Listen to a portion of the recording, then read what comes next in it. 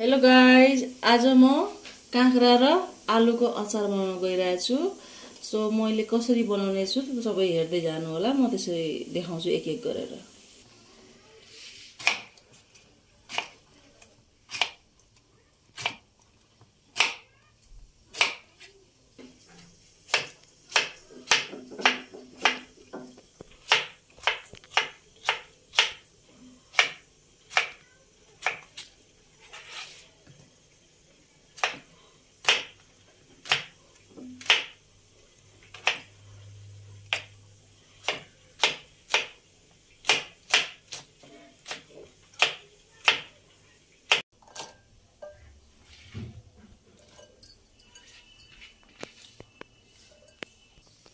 काँक्रोको अचार बनाउनलाई सबभन्दा पहिला कराई बसाल्ने। कराई तातिसकेपछि अब हामी यो तिल भुट्छौँ।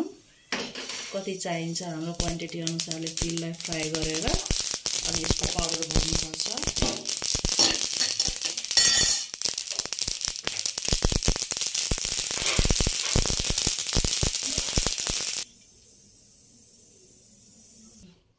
यो उमालेको आलु हो, बोइल पोटेटो।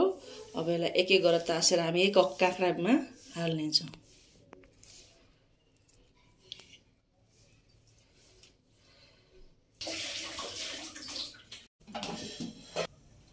अब हामी अचारमा छोप लाउनलाई सबभन्दा पहिला तोरीको तेल राख्ने। अब तोरीको तेल राखिसकेपछि यसलाई मजाले खरिन दिनुपर्छ। मजाले तातिसकेपछि अब यसमा हामी मेथी दाना राख्छौँ। यो अलिक मजाले ताते छैन, अलिक धुवा होस्।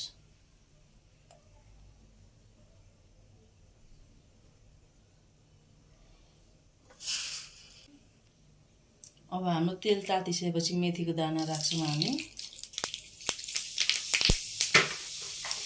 मेथीको दाना यतिको अलिक खरिसकेपछि अब यसमा हामी हरियो काटेर खोर्सानी यसमा पड्काउँछौँ।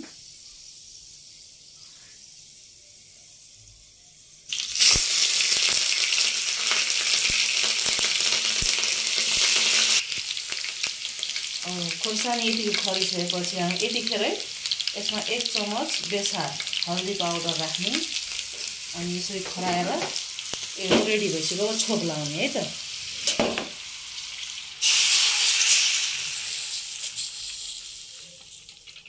अब हामी यसमा अघि कुटेर राखेको यो तिलको पाउडर यो सबै यसमा हाल्छौँ।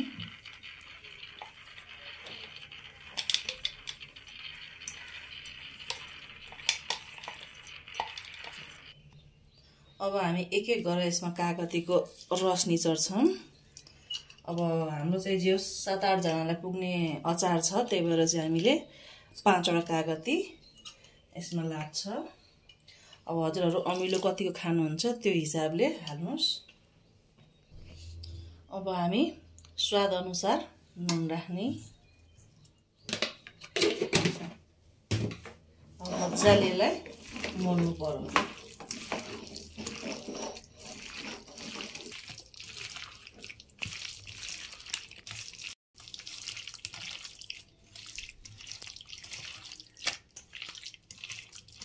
ल हेर्नुहोस् त, अब यतिको मोलिसकेपछि यो हाम्रो काँक्रा आलु तिलको छोप्लाको अचार रेडी भयो।